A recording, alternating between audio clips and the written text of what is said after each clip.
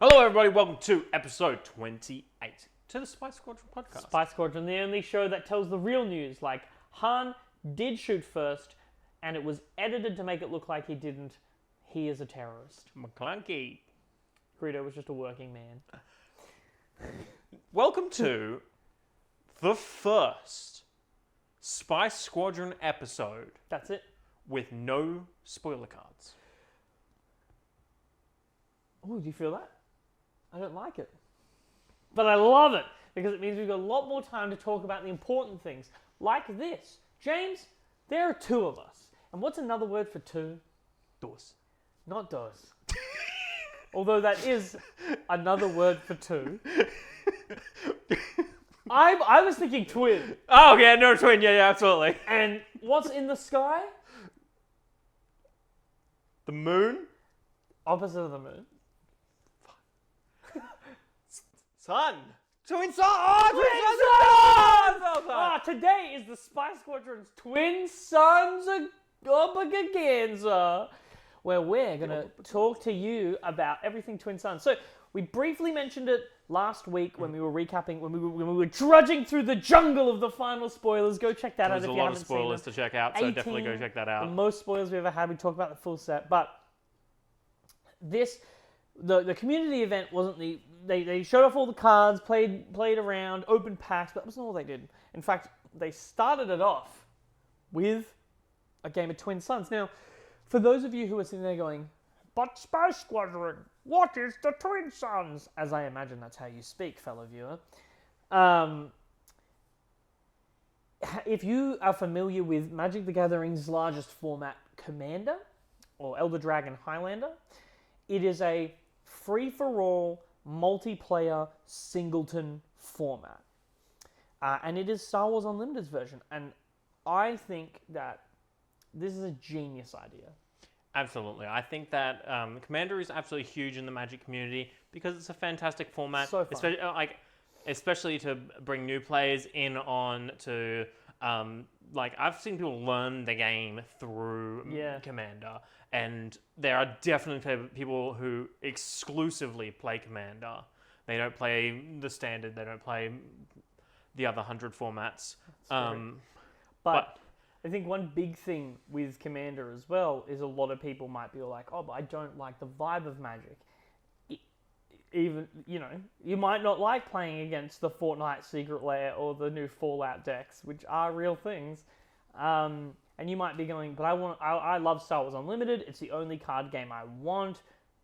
When is Commander format for that? And we've got it. We've got Twin Sons, which is a format designed by the designers to be started set 1 with some minor changes in set after the first year in set 4, which we'll go through in a minute. But I was going to say, at its core, it's meant to be a good time to have with friends, and it's great. I think one big thing that I want to mention before we get into the rules. One really fond memory I have, and James has playing Star Wars Destiny, is when we went to our national event in Sydney, and we scrubbed out in the main event.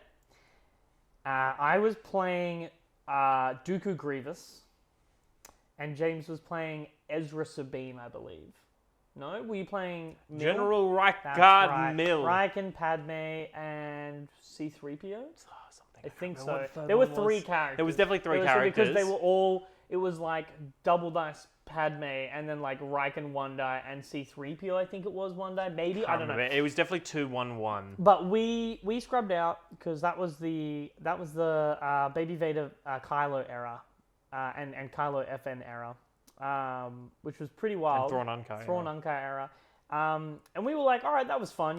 We came here with these decks. We didn't really expect to do too well. We went to the side event. Side event was double dice Mace Windu. For those of you who remember, that was probably around for a double dice at that point, probably around $70. Yeah, probably. I think like $70 AUD. And James and I were like, let's swap decks. And James won the side event with my deck, and he got his double dice Mace. It was so fun, and it's one of my fondest memories. And I think a game like this is great for side events. Yeah, absolutely. They've said multiple times that anything above pretty much a sector qualifier is going to be a 2-day event with side events. Yeah. So Twins. that's... Twin Suns events. Yeah, they're going to have Twin Drafts. Sun events, sealed, draft. It's going to be a hell of a good time. Even if you know, one of my favorite things about FFG's prize support structure is, oh yeah, you scrubbed out a main event, that's tough. But hey, in 30 minutes, there's a Twin Suns event, there's a draft event. Go pay, go get some lunch, come back, have some more fun, play some more Switch. So let's get into the rules of it, because it does function a little bit different. Yeah. So we're going to start off with Twin Suns. Why the twin? Well, what could it mean? So in this format, you choose not one but two leaders. That's right. You play them together. There's only one restriction on what leaders you can play, and that is both have to either be heroism or both have to either be villain. Yeah, can't be doing your what if Luke Skywalker turned to Palpatine's side and whatnot. It's designed to still make it, hero cards that still have value and villain cards still have value. Yeah. Toss up what you want to play.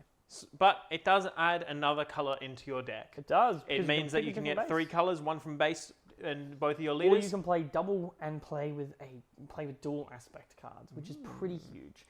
But there's a reason for this, and it's because you are very limited in what you can actually put in your deck. It is required that you need that extra color at the moment because there's just not enough cards otherwise. Why? Because you can only have 1 copy of each card in your deck. I mentioned it was Singleton earlier, which is exactly what James said. If I want to run 3 recruits, I can't. I get 1 copy of that card. So it's 50 individual different cards from Star Wars. If I want to run 3 Super Laser Blasts. Wrong. You can run 1. Unless you build 3 separate Twin Suns decks. Then, technically, you can run 3 Super Laser Blasts. Great card, by the way. Great card, by the way. There's a few other key differences. Now, namely, you cannot pass. In this, they've added 2... Well, you can pass if you're the last player. But they've added 2 new tokens to the game. You've got Claim the Initiative. Functions as it does in the regular game. Mm-hmm. You've got the Blast token, which deals 1 damage to each opponent when you claim it. And you've got the Plan token. When you claim it, you get to draw a card and put a card from your hand at the bottom of your deck. Just like the Initiative, you can't take any more actions once you've claimed these. Yeah, and I think all these are really interesting. You don't have a hand that you can play a turn with? Get the Plan token, draw another card, throw one that you're not using down at the bottom, and that really helps you kind of filter through that deck and be able to get the best deck that you can possibly, like the best hand, so you can actually play the game, which is one of the key things that is really important for that kind of stuff. Yeah. And then finally is the win condition. Once the first player of the 4... Oh, yes, it's a 4v4. Not 4v4, it's a 4-player free-for-all. 1v1v1v1. 1v1v1v1. So you're all going against each other. Really, really fun. And you take when someone takes the initiative, it's player to their left. Mm-hmm. You move around player to their left. In action. Clockwise. Action. Yep. Once the first player hits 0 health, at the end of that phase, which that player is eliminated, the game ends, and the player who has the highest life total wins the game. Now, if you are the player who dealt the killing blow or damage, you are awarded 5 health. Now, this is a really interesting one, and is an interesting rule that they've brought in, and mostly I feel like it's for time limit, keeping the games shorter than you can kind of drag out. Yeah. But also it kind of takes away those kind of really late game decks' ability to just kind of win and stabilize, because it means that don't I know if you're one of those decks that's like, I'm gonna take a bunch of damage, but once I stabilize, I'm gaining it all back with Luke, and Luke with devotion on him, restore 5, thank you very much.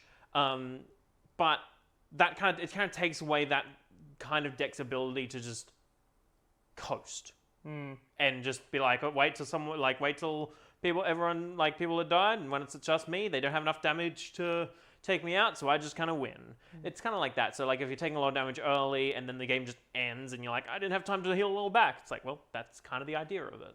Yeah. So there's like a lot of interesting nuances to decks now, where usually if I'm playing a heavy removal deck, I can just, kill one guy's stuff. If I do that, I'm going to make an enemy of one player, and other players might decide to join them and kill me. There's a big bunch of politics in the game, which I really like. I think it's really, really fun. And that's kind of the rules. One big thing that they did mention is that in set 4, because we'll have a lot more cards then, the deck limit goes from 50 currently to 80, which is super cool. So that's going to be really exciting. That's just the general rules. There's not too much more to go through for Twin Suns. That's pretty much it. Those are the main differences between standard format and Twin Suns format. The one thing I will say about Twin Suns is this isn't your constructed gameplay. No. This isn't the game where you build the best deck you possibly can and bring it every single time and try to win and make sure you're forcing it. Like, you're like, oh, you gotta make the most optimal play, and then you're like, hey, you should be doing the most optimal play. It's just not that kind of game. This is a casual format in the truest sense I have ever seen that be called there's still like optimal plays and correct threat assessment that goes along with anything, but it's not as heavy here. It's not like I'm in a 1v1 local final match of the night against Sabine and I'm playing Boba.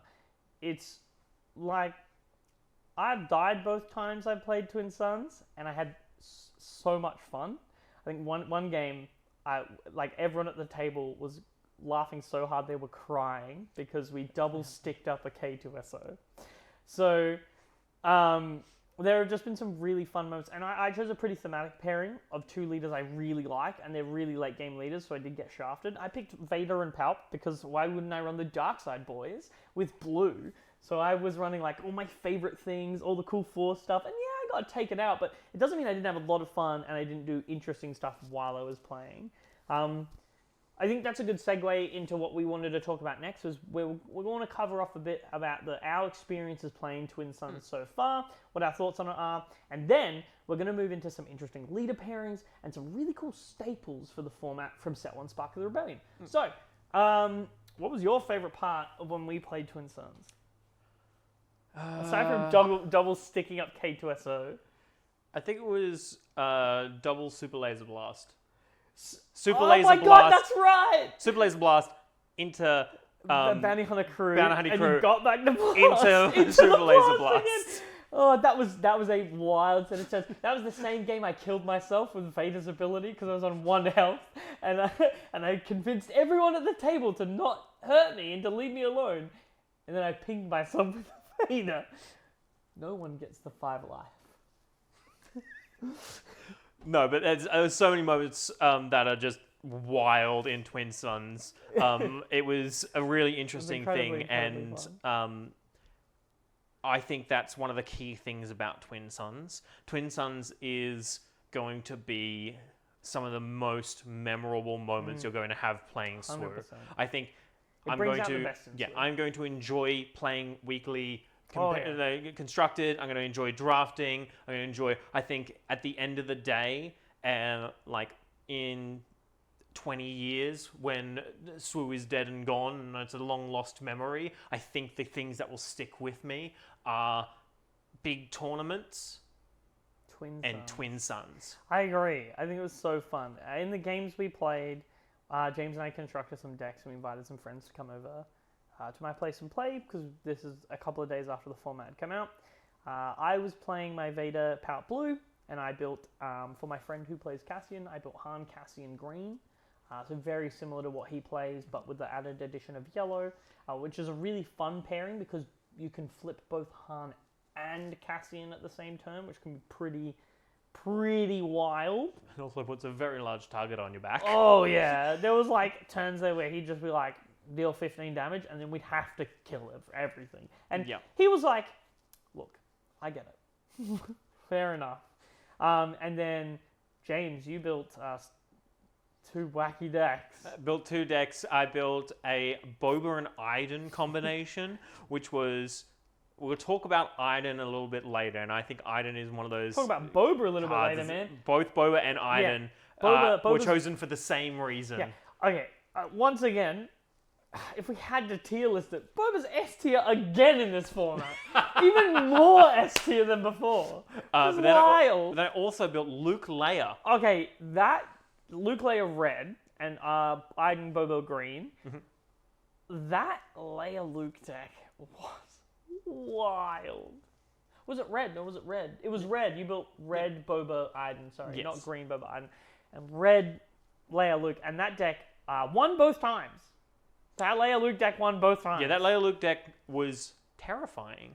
Because, it's so effective. funnily enough, So effective. a shielded dispatcher, no one wants to touch it. I did. I put an entrenched on it. It didn't help. And it didn't started help. killing everyone's stuff. And then I flipped Palp and I stole it. And then the player who I stole it from, my partner Lana, got really upset. So she removed the entrenched from him and killed him. Because if they can't have it, no one can. Look, it's... And that deck was had some really cool tricks up its sleeve, and it had some really awesome moments. As I said, like, my Boba Iden deck was really interesting, and the double Super Laser Blast was Hilarious. hilarious. It was awesome. But yeah, like this, like we've only played 2 games. We played the same decks. Awesome. And I'm so ready to play more. I'm so ready to build more decks. I'm going to wait for the set to release before I start dragging more people into playing it. I can't wait to crack my pre-release cards and start getting my decks for Twin Suns and for my Constructed together. I'm so excited. And it's one of those things where if you're worried about price, if you're not happy, if you are not super into legendaries, Twin Suns is going to be a really cheap format because you only ever need one of each card. And to be honest, most of the time, the legendaries are just as good as the commons and uncommons. Yeah. So it's one of those cases where, you might need to buy a Super Laser Blast because you really like blowing up the entire board. It is fun. But you don't need to buy 3 Super Laser Blasts and 3... That moves us on to, I think, a really good topic. We've got about 40 minutes or so, 30 minutes or so left in the episode, and I think we should take that time to discuss staples and leader combos, because there are some cards that you might go in Constructed and go, not that great. Mm-hmm. They are amazing in Twin Suns. Yep. And shall we start it with an underrated classic? Kate, we reviewed him last week. He's absolutely wild in Twin Suns. You mentioned him before. It's Mr. Gideon Hask. Yeah, this card is incredible for so many reasons. And I think it's a really good card for Constructed. I think for Twin Suns, it's crazy. I want to pay very close attention to the wording of this card. When an enemy unit dies, an opponent's unit dies, give one of your units an experience counter. Yeah, so just me, right? And the other opponent. And the other opponent. Oh, and the other one as well. Okay, so if I have Gideon Husk out and you kill his opponent, I kill your unit. You kill your unit. Viewer, I kill your unit. Insert your favorite unit here, and I, Respab of the Squadron, have just killed it. And me, James Brill of the Squadron. That's us. The Thrice Squadron. Get an XP just because he's there. Not because I did anything. Not because I was part of it in any way. He watched. He likes watching. I was there. And that's one of the key things that's so amazing. And that's one of the reasons why I built that Boba Iden deck as well. Because both of those leaders don't care whose opponent dies. They can do stuff. Iden can heal you. Boba can untap an energy when a unit leaves play. Anyone's. Literally anyone's. It's pretty wacky. I think that card's really good in the format. I think any cards that say arenas or each player, Sabine, her flip side and front side, hit all bases. Yep. Pretty wild. K2SO, when he is defeated for each opponent, discard one or you can deal discard 3. one, you can take 3, you can take 3. That's nuts. Couple of cards that I really enjoy in the format that are events. Outmaneuver. I think outmaneuver is incredible, given that everyone shares attack zones and spaces. You could be sitting there going, whoa, you and him are getting pretty wild. I don't want to have to deal with it, and we don't want to have to deal with it. I believe my exact wording when I played it was, everybody sit down. Yep, and everyone had a nap. Everyone in the ground area went, shoo, and the next turn they got woken up. But the next event that I'm going to talk about, Bombing Run. This is a really good event in Twin Suns. Yeah. It's for the same reason as Outmaneuver. Yeah. It's Pick an arena. Pick an arena, and it damages all units in the arena. There's a bunch of people. 3 people have played an AoE, Bombing Run. 3 people have played a Echo-based Defender, Bombing Run. You might be thinking there though, yeah, it's only 3 damage. Now, I'll counter that with, because there's so many players constantly doing things and having their own goals, a lot of units get swung into and traded up in different ways that you might not imagine or think about. So I might be gunning for James's guy. I might be going like, James, I'm going to kill your Boba Fett, so I'm swinging this and this and this. And then you might go, oh, this is my opportunity. Pay 5, do this.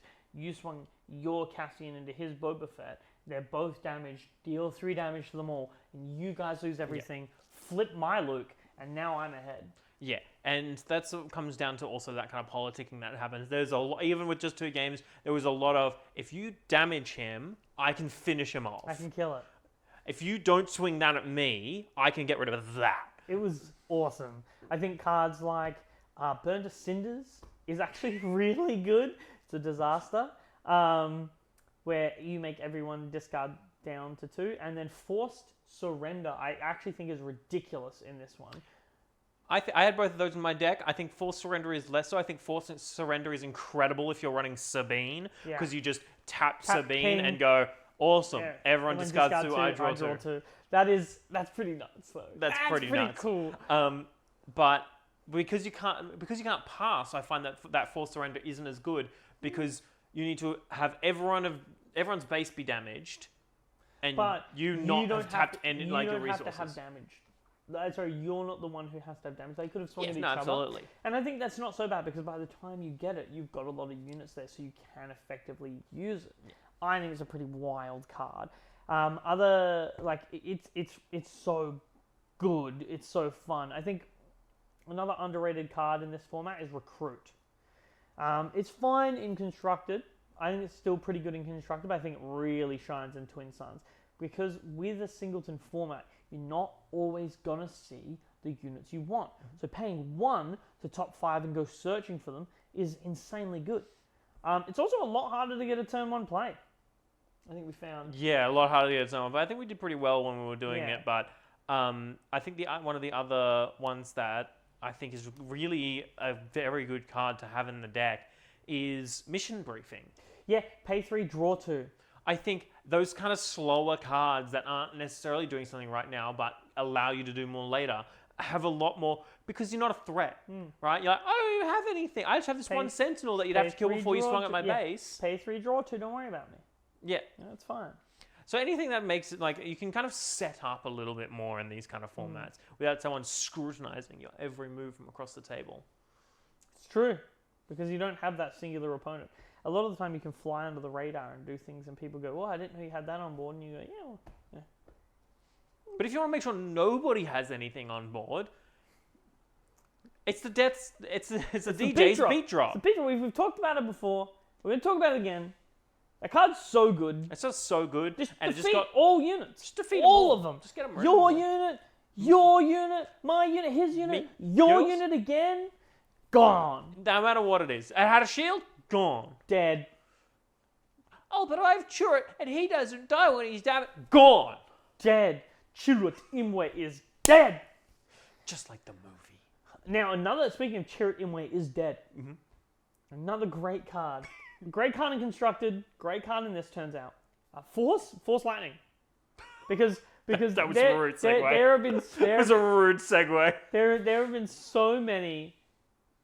There was an active incident where we were playing, and I was like, we can get rid of this. I need you to just remove the shield on him, and I can kill him. And someone was like, oh, okay. Swing the shield at this guy, and I was like, awesome. Force Lightning, baby! For 10 damage! Get him out of here! Like, yep. That kind of stuff is wild. Someone has a Chirrut leader, and suddenly everyone looks to the red villain player, and they're like, you got it, buddy? Like, we need to get rid of Chirrut, pay 3, Mission Briefing, pick you. Go get it. To be fair, Turret's a lot of fun in this format too. Oh my God. I haven't played it, as I said, doesn't but die. I'm very excited to play Turret in this format. I think he's going to be a very fun character to be able to play. I agree. I think a lot of other standouts, things that surprised us. Here are a few. Cards that just say any number of players are really good. Sentinels are actually incredibly good in this format. Yeah. They're a lot more few and far between, and removal is so dependent now because you've got 3 other people to worry about. That an echo-based defender, you get a lot more mileage out of it. And that card, as we all know, gets a lot of mileage. Yeah. People take the path of least resistance. When you're playing a one-on-one game and you play a Sentinel, don't they have a go, choice. well, I got to go through it. I got to find a way through it. When you're playing a Twin Suns game, however, the easiest part of resistance is to just hit him. You got a Sentinel. I'm just going to hit him. I ain't got nothing because I'm playing late game, boys. So Sentinels really stood out. Another cycle Especially when it got stolen twice. Yes, it did. There was a time where we were gonna kill. I think we were gonna kill you. And I think you're gonna kill me. I changed. No, we had to kill something on your board. That's right. No, it was me. It was me as a person. Oh, yeah. yes. And I change of hearted a echo-based defender Sentinel, and then to you there, traitorous did it. No, it got change of hearted. It got got change of double hearted change again. of hearted. So the Luke Leia player had a Sentinel. James changed of hearted. And then the Cassian Han player changed to Hearted. Oh, it was wacky. It was honestly, fantastic. it was wacky. It was so fun. Zeb is a really good card as well, because that reminds me, because the Cassian player played Zeb, and he is very effective because Zeb says when he completes attack, if he defeated a unit, deal 4 damage to another ground unit. It doesn't state it of that player. Doesn't specify. You can kill it. One card that we came to the conclusion that was really good was the blue, the neutral blue tank. The one that, if you have a blue unit, you heal and it's shielded. Yeah. Because turns out it's pretty great. Redemption is actually wild. Unsurprising, fantastic card, Yoda. Yeah, that's always good. But And you can really make some deals with yeah, Yoda. being like, you want to you draw get a to card? draw and you get to draw, and I don't like you, so you don't get to draw. But I think redemption is huge in this game because healing 8 is actually nuts. Like It's a just lot. playing it, and then like the thing It will is, put a massive target on your back, though. yeah, like you healing that much, but then you've got like and you've got like a big space body now. It's pretty wild. Sentinel like body. It's actually a really good card, especially same like Devastator is pretty good. A lot of those Star Destroyers get a lot better because you have the time to slow things down and really I will take your warn time with it. you, if Don't you play play Relentless, you will get everybody swinging into you. Because it counters the first event each opponent plays. So if James wanted to play something, he'd have to play something first, and then if you wanted to play something, you have to play it. Relentless is nuts. Relentless is awesome. But yes, so cards like that, make sure you don't put targets on your back. But I do find cards like Chimera get a little bit better. Thrawn is a huge hassle to play in Twin Yeah, Suns. don't play Thrawn We in will Twin say Suns, that because you have to look at everyone's deck. Yes, each player. Look at the top of each player's deck, if and you're then willing to just remember that, I'm Thrawn's gonna be do it because I'm gonna be that guy. I'm gonna look at your deck. You're gonna play. You're Yeah, gonna play Thrawn, Boba Ramp. yeah. But like that's some kind of interesting stuff that you can look at. A few more interesting things. I think let's talk now about leader pairings with bases and a couple of cards that kind of make those decks work and things that we go, oh, this is pretty interesting. Yeah, absolutely. Should we start with the decks that we've played? Yeah, I'll talk about Boba Item until the cows come home because I think it's a fantastic deck. It's and very it's fun. a lot of fun. And it's one of those decks where you just kind of You remove. things, And you you kill don't things, stop and then you removing. just keep killing things, and then you kill all the things, and then you bombing run, kill the rest of the things, and then you super laser blast to kill the things that were Kill the already things. dead. Bounty Hunter crew get the Super Laser Blast back Yeah, just because you've now played a thing, so it has to die. it has to die. So you've got to Super Yeah. Laser Blast your Bounty Hunter crew. No, but the healing from Iden is huge. Getting access to all those blue villain cards is always really nice. Power of the Dark Side is an interesting one. Yeah, it's very fun. Be like, Power of the Dark Side, you pick. And the other players go, Which is he gonna pick? Which is you going to pick? I think there's a lot of really fun cards in there. I think yellow as well has some really interesting cards with things like Bounty Hunter Crew to be able, like when you only have one of each card, stuff that recycles stuff No Good is to Me actually Dead huge. is pretty interesting. Like a lot of cards that already have a singular dynamic get another added to them in the form of politics. So I think Iden Boba is a really interesting pairing, especially with red, because you get access to all of the best removal in the game, and you also get access to healing and untapping. So there's a lot of utilization that goes around in the deck, and it's a deck that snowballs. So it sits there, it maybe plays one or two things, it doesn't initially look like a threat, and then suddenly we get to the mid game when the other three players have started fighting each other out, and Boba's been picking off the scraps, but he's not had to share with anyone. So now Boba Iden are just like a huge force, fire sprays are coming down, you change your harding people's K2s, and all the while the other player's like, oh, well, we just used all our resources dealing with each other. So Boba, I think, is a deck, Boba Iden's a deck that takes advantage of your opponents fighting each other. And that's pretty clear from the leaders, right? Yeah. And I think one of the key things one of the key reasons why I built the deck is because of one interaction, and that is Iden with Super Laser Blast. When things die simultaneously, all things witness each other dying. Yep. So every opponent's unit that dies from Super Laser Blast, and maybe it's 3, and maybe it's 12. If you kill 15 units, you heal 15. You heal 1 damage for each of them with That Iden. is awesome and insane and scary and cool, all wrapped into one. But I think that's a really cool deck because you do get access to the best low-cost removal in the game from those 3 colors alone, bouncing, straight damage, and then around shield removal, which is a great all-round deck for the people. This is a great control deck to play in the format. Then you've got decks like Cassian Han with green. You get to run a lot of all of the best Rebel cards, and that ends up making a really interesting Rebel synergy deck. Having Han out is really powerful because you have explosive turns where you can get both your leaders out and play a Mace Windu all in one go. And then you've got a Saboteur, you're keeping your hand up by drawing. And it's an interesting thing where Han resources from your hand, but Cassian redraws them. So you're constantly able to feed the loop of Han without having to lose hand advantage, which is really interesting. I think Cassian in particular is a star in this format. I think being able to constantly draw cards is really big in this format. Really cool. I think that Cassian deck's really interesting. I don't know how crazy good it is, but I think it's really fun. I think if you want to take a more chill approach to the game, that's probably one of the decks you would pick. If you don't want to take a chill approach, a really fun but powerful deck is Leia Luke Red. Yeah, Leia Luke Red is... as we said, this deck was the one that won both times. Yeah, and it was very good both times. Blue Hero is massive. Oh, yeah. We know that. We're aware of how Green Hero is insane. Green Hero is insane. And Red Hero is disgusting. So those 3 all together, there's not a bad card in that deck, Grandpa. You've got... you can summon Exodi. You can get K-Chesso with an Electro Staff, with a... Can we talk about Electro Staff? Oh my god, Electro Staff's so good, just in general, but like in this format. There were 3 decks with Electro Staffs, and every single time Electro Staff was played, it was the best card played. I double stacked. So my partner played K2, put an Electro Staff on him, and I put another Electro Staff on and then I blew it up with a laser from space. And then we all took 3, which left me on 1. Yeah.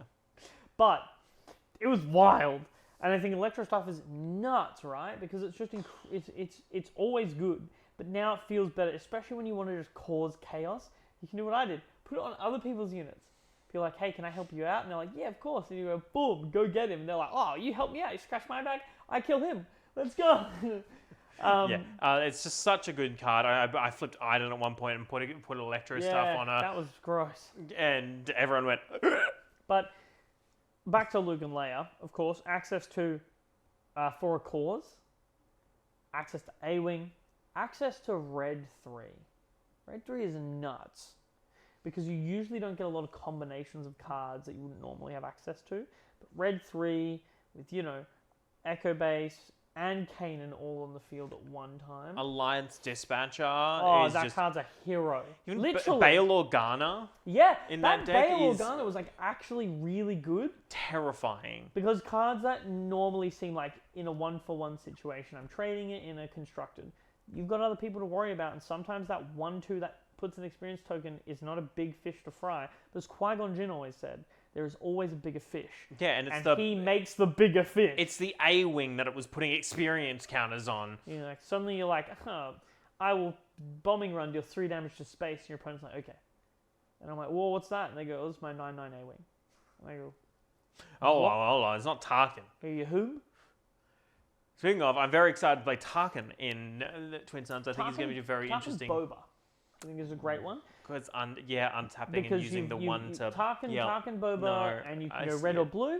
I personally think that going red and building a Tarkin Troopers deck with cards like Surprise Strike, Shoot First, Waylay, Baby Boba, all those kind of moving pieces that yellow gives you as an opportunity, all those tricks, and being able to go, yeah, cool, my trooper will kill this. Tap, untap one, put the counter on it. Being able to facilitate constant which is why Boba Fett, again, is one of the best leaders in the game, because he's, in this format too, pair him up with Vader, boom, suddenly you've got an ability where you ping and kill and untap. Pair him up with Balp, same thing. So he works pretty well. And then obviously you've got your notable cards. In that, all of the troopers. Big Vader is a huge bomb to play in this, especially when you're going to get Little Boba. You play Big Vader, kill someone's leader, top 10, go get your Little Boba, and it's more impactful when he's a one-of. And just build that trooper army up and run all of them, because you now have the resources to do so. Another deck that I think is awesome is Krennic, Grand Inquisitor, green. Absolutely, this deck is going to be so much fun to play. I'm so keen to build this deck. I'm keen to build a lot of things with Grand Inquisitor. I think Grand Inquisitor has some shenanigans to pull. Wacky interactions. Because one of the things it adds is being able to untap other leaders. Grand Inquisitor Tarkin. Untap him, swing with him again. Grand Inquisitor Krennic. You can literally restore, flip baby. Krennic, swing, restore 2, tap, untap him, swing in for 3, restore 2. Krennic's nuts. Being able to buff your board and then untapping cards to swing again, but when you do that, you give them an extra breakpoint of damage to make them doubly effective is nuts. That is how you close out games quickly in Twin Suns and efficiently. Now, let's not forget, if you take out more than one player in a turn, you get another 5 life. And I actually think that GI Kren has a really good chance of doing that. It's got access to really great removal too. Force Choke, Open Fire, Power of the Dark Side, Electro Staff. You've got all that stuff. Fallen Lightsaber, Fifth Brother. And then you've also got access to all of the green cards. You've got your Death Star DJs, your resupplies, your Steadfast Battalions. What are they called? The Rugged Survivors, which a lot of the time, Rugged Survivors is actually a really underrated card in this format, because it's a 5-cost grit, and you've got 2 leaders.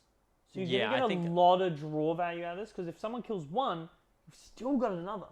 Yeah, absolutely. I think that's a really interesting thing to kind of look at and do, is just find those cards that are kind of focused around leaders and be like, hang on a second, my chances of hitting that are doubled. Yeah. It's incredible. I think one big thing and notable and interesting to mention as well about Twin Suns is Spy Squadron have divisive views on the 25 health bases. We here at the Spy Squadron officially state that we do believe that overall we would prefer to run 30 health bases, except for Iadu Conversion Complex, given that card is the best base in the game. That's why we're not going to do a base tier list, because it's going to be S tier, nothing in A tier, 30 health bases, D everything else, D tier. There you go, there's the tier list, it's done, welcome. But, interestingly enough, I don't want to run a conversion complex, because it puts a huge target on your back that you're 5 points lower, someone can kill you quickly, they gain 5 health, and they win. So 30 health bases are actually the rulers in this format currently, until maybe we see something else. I mean, not to understate it, Iadu is still incredibly wild, but paying that 5 health adds another element to where you get taken out first, but instead of being a 1v1, it's a 3v1 now. And that's tough. Yeah, it's really a case of, especially if it's a Yadu conversion lab, but even any others, it's a very, I'm too weak situation where you just kind of have to really play out, oh no, I don't have the most health, they have the most just health. A little guy. You should kill them, don't worry about my base ability. But yeah, so if you're thinking about running Jeddah, as always, don't. In anything. Ever. Yeah, don't in any format. Go on, do it in limited. Ugh. Go on. Can you imagine if you pull that in limited? That's tough. I'm going to pull it in limited now. Yeah. I'm going to pull it in all of my pre-releases. Oh, You're like, absolutely. God damn it! Not even security complex, Jeddah. Hey, look, at the end of the day, hyperspace foil Jeddah, baby. Look, it's going to go in the folder. It's going to look pretty there. It's going to look pretty, and it's never coming out. But it's going to look pretty at the folder. But like that's as you can see, there's some interesting pairings and stuff. Like a lot of leaders become super interesting. IG's still not great, but a lot of E leaders become super interesting in this format. Like I really enjoyed playing my Vader Palp deck, and you can go for a lot more thematic things like that. I chock-fulled my deck full of force powers and dark side things because I thought it was really fun. I thought it was really thematic, and I love Blue-Red Vader. I loved my Palp deck. So I thought, why not mash them together? Why not mash the 3 things like, put all the cool cards in, and just play the deck that I was like, every time I play a card, I'm going to be like, cool force power, cool dark side character. Again, Emperor's Royal Guard is absolutely wacky, because a 3/5 for 3 is just stupid, and then you get the added benefit of having another leader, so it's just wild. Just wild off the chopperoonies. Yep. Absolutely. I think if I were to make that deck a little bit better, sadly, if I wanted to probably buckle down, I would swap Vader out for Krennic. I'd put in a red base, because Krennic flipping earlier to stabilize with healing, making the... Even Krennic Vader. Yeah, Krennic Vader with green would be great, but I think I like with Palp more because you play the ERG and then you go cool swing into it, someone swings into it and suddenly he's a 4, whatever. You've just swapped the 1 point. You've just swapped it. You've just moved it. Mm-hmm. You've hit him for 2 and he's like, oh, okay, cool. No, don't worry about it now. I'm just going to get tough now. And then it's like, all right, cool. Now I got to deal with this, man. I got to deal with this little guy over here. Not to mention, I think it's really interesting to be able to go, cool, kill this small unit with Palp, ping this other unit, buff it up with Krennic, get in there, draw cards. I think it's really cool. So whilst I'm all about that thematic, getting in there with the boys, I definitely can't wait to build an Obi-Wan Anakin, or like a Cody Obi-Wan, or Rex Anakin thematic decks in Twilight of the Republic. Yeah, and that's the next thing that this brings me to. Because we assume that we're going to get 16 or 18 leaders each set, 2 from starter decks and then 16 from each set, this format grows so quickly. Is so quick. Exponential. Yeah. Because at the moment there's 16 leaders, and which is there's a whole lot of combinations. It's nearly overwhelming amount of combinations with the 2 leaders and bases you can pick. Yeah. And the next set, we're getting probably another set of 25 health bases and a new set of leaders. Yeah, and you're like, oh, so it doubles the amount of options you have. Nope. No, it more than doubles the options. It expands it so dramatically. Puts them out there. You've got set 1 leader, set 2 leaders. Suddenly you're going to set 3 with Twilight Republic. By set 4, you get 80 card deck now with 4 sets worth of leaders. It's going to be so fun. That is nearly 60 leaders, I'm pretty sure. This is a format that is currently very fun. This is a format that only gets funner. Oh, it just gets more fun, right? It just gets more fun. I can't wait to get pod racing Anakin and big Anakin and run Anakin the deck. Anakin Tribal. Anakin Tribal with featuring sand people. And that's something that's going to end up happening. Those kind of brought over from Magic the Gathering Tribal, putting all one type of thing in your deck is already kind of seen, but as we go forward, it's going to become more and more. Yeah, absolutely. But I'm already planning on building a guy with gun tribal, where it's just all all the fellas. no unique characters, only guys with guns, all the shooting guns. Yeah. There's a lot of them. There's a lot of just like guys with guns. As we've said multiple times, you know, the Spy Squadron loves their generic man with a gun. Their innumerable group of fellas cards. Yeah. Look at Fighters for Freedom. Who is the fight? Where is he? Because there's just a bunch of people walking around in a hangar, and we love that card. We love that. Vigilant Honor Guard is still one of my favorite cards. Have I ever played it? No. No, tag yourself though. Tag yourself. But tell us in the comments below which one of the Vigilant Honor Guards you are. I'm far left. James is middle right. Yeah, James is middle right. I am. It's true. Who are you? Let us know in the comments down below. And choose a different group of guys and tell us who you are from them. Yeah, pick a card, pick the group of fellas. Please tell us down below who you are. Also tell us what pairing in Twin Suns you would like. What cards do you think are good? We'd love to hear it. We hope this has been a pretty good insight into Twin Suns overall. We do actually hope to organize a Twin Suns gameplay in the future that we would like to pump out. It is definitely something that is on our agenda to run because it's so much fun. Probably going to wait for the full reveal for that. There's a lot of things on our agenda, and there's a lot of things that we need to do. We're going to set up like a whole Twin Suns table and everything like that. So we definitely are working on it. You'll get your Twin Suns gameplay soon enough. We're definitely excited, but I think we both would prefer to have everyone have their own physical cards to do so, because that would look really nice. Everyone to be able to show off their hyperspaces and everything. It's sitting down on a Twin Suns game and throwing a showcase onto the field, the just being bling! like, "Hey guys, it's just a game of Twin Suns with Palpatine. A little bit of casual Twin Suns, Palpatine and Krennic. Ooh, just a casual bit of Twin Suns, guys. Don't worry about it. I'll build IG-88. I'll build IG-88 Thrawn if I get the.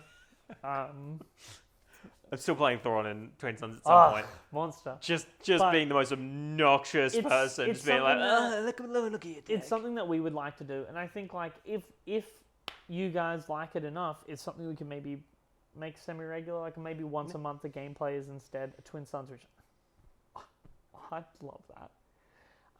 But let us know down below. Let us know what you think. And this week gameplay is pretty spicy. Yeah, we kind of went with a more... what you haven't seen for a while or have never seen.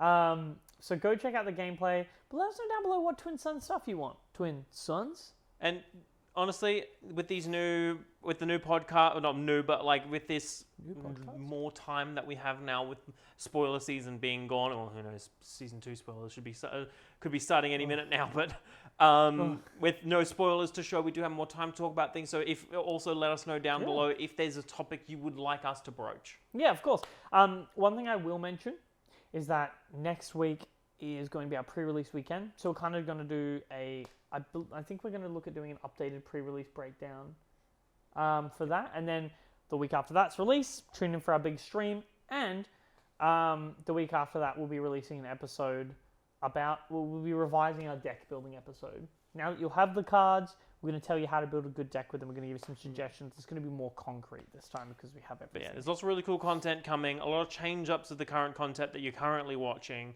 as we kind of move into more interesting things. But there's a lot of interesting stuff coming, and thank you guys for sticking with us so far. It is so close to release. By the time this releases, it'll be less than a week until we get our hands on cards. And it's just so exciting. I will say, if you do want to see the more content coming, I will say please subscribe. We've been growing really rapidly. We've nearly hit 180 subs, which is wild.